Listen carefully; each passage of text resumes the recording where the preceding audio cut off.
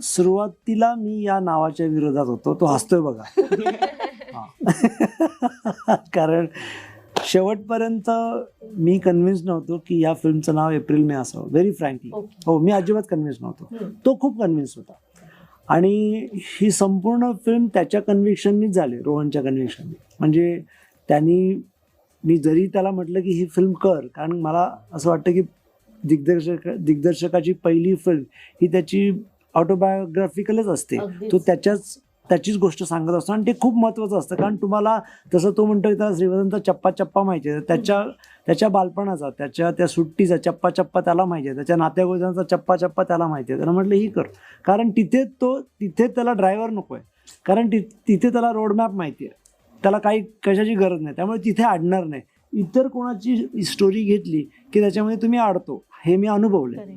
Okay, त्यामुळे तिथे तो अडणार नव्हता.